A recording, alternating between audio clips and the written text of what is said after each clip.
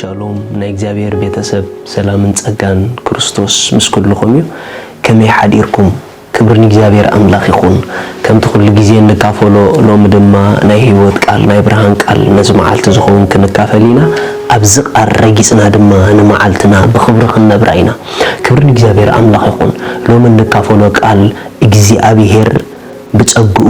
መሊኡናን ከቢቡናን እዩ ዝብል እዩ ሃሌሉያ ብጸጋ አምላክ ተመሊእን ተኸቢበን ዝብል ቃል ክንሪኢና መዝሙር ዳዊት ምዕራፍ 5 ካብ ጥቕሲ 11 ኣባኻ ዝዕቆቡ ኩሎም ግና ይተሓጎሱ ንስኻ ኣጽሊልካዮም ኢኻ እሞ ንዘለዓለም እልል ይበሉ ንስምካ ዘፍቅርዎ ድማ በኣኻ ይፈስሑ ንጻድቕ ትባርኾ ኢኻ እሞ ወይ እግዚአብሔር ከም ብዋልታ በጸጋ ተኸቦ ኢኻ praise God ንጻድቕ ትባርኾ ኢኻ ኢሉ ናይ ጻድቕ በረኸት ድማ ከም ብዋልታ በጸጋ ተኸቦ ኢኻ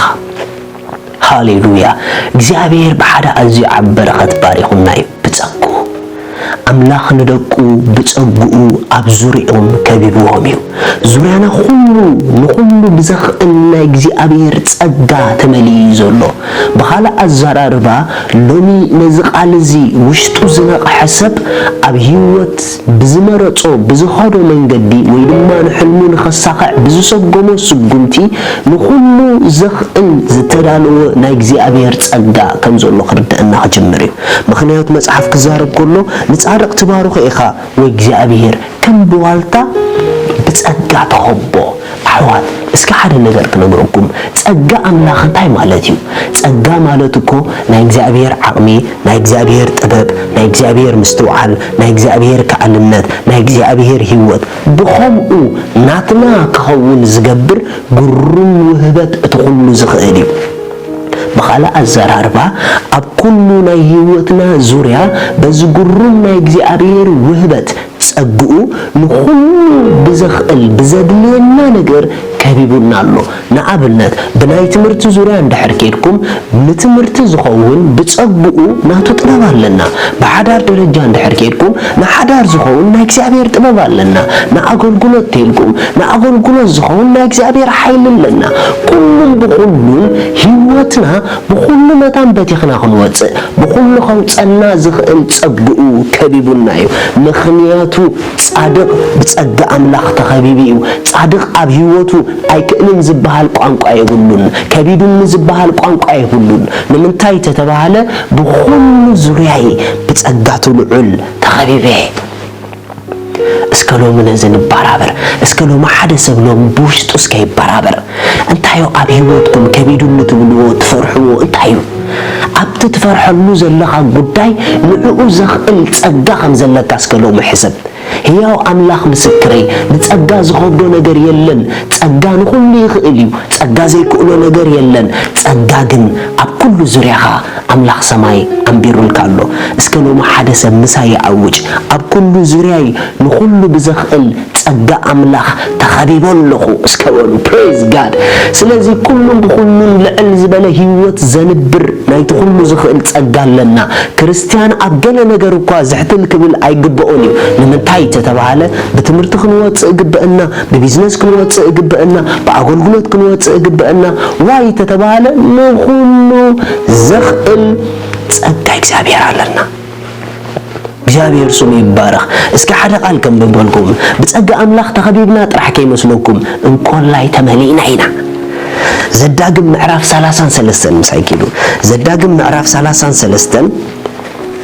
ጥቕሲ 23 ከም በልኩም بزعبا نفتاليمون بلا نفتاليم حج إليه سنكم أتولو بزعبا يبلا قولو يسوس قويتايو بزعبا نفتاليم بلا نفتاليم برخات እግዚአብሔር زمانو صقوب ጸጋዩ praise God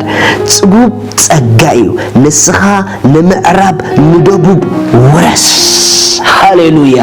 ብጸጋ ዝጸገበ ንምዕራብን ንደቡብን ምስፋሕን ንውራስን ክብሮት እዩ ንምንታይ ተተባሃለ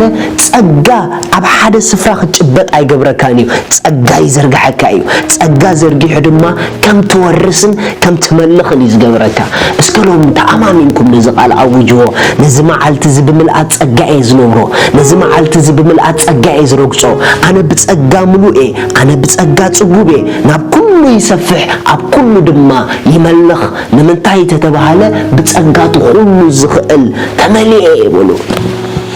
ኢየሱስ ጎይታ እዩ ሎሚ ደስ ይበልኩም ንስኹም ማለት ብጸጋ ዝተመላእኩም ብጸጋ ዝተኸበብኩም ብጸጋ ድማ ዝተሸፈንኩም ደቅቲ ኩሉ ዝኽእል ኢኹም ደቂ ኣምላኽ ብሓቂ ብናይ እግዚአብሔር ዓቕሚ ብናይ እግዚአብሔር ከኣልነት ብናይ እግዚአብሔር ሓይሊ ኣብ ህይወት ብዙሕ ይጎዝኦም ስለዚ ደስ ይበልኪ ኣብ ህይወት ብዙሕ ዘግዝእ ንኹሉ ዝኽእል ጸጋ ትልዑል ኣለካ ስለዚ ዝመዓልቲ እዚ ብጸጋ ኣምላኽ እተዎ ነዚ መዓልቲ ዝኸውን በዛ መዓልቲ እዚኣ ዘድልየካ ዘበለ ሓንቲ እኳ ከይተረፈት ኩሎም ቻንሳት ክትጥቀመሎም ጸጋ ኣምላኽ ኣብ ዙርያኻ እዩ ጸጋ ኣምላኽ ኣብ ውሽጥኻ እዩ ምልምላም ናተይ ይበል ምፍራይ ናተይ ይበል ንምንታይ ተተባሃለ ህይወተይ ብዘፍሪ ጸጋ ኣምላኽ ተመሊአ እያ ህይወተይ ብዘኽእል ጸጋ ኣምላኽ ተኸቢባ እያ ወሉ ሰላም ኣምላኽ ምስ ኩልኩም እዩ ደስ ይበልኩም እዚ መዓልቲ ናይ ፍረ ናይ ክብሪ ናይ ምልምላም መዓልትኹም እዩ ንምንታይ ተተባሃለ ብጸጋ ጽጉባት ኢኹም በዛ ሓሳብ እዚ ነዚ መዓልቲ እትውዎ ኣነ ብጸጋ ጽጉብን ምሉእን ክቡቡን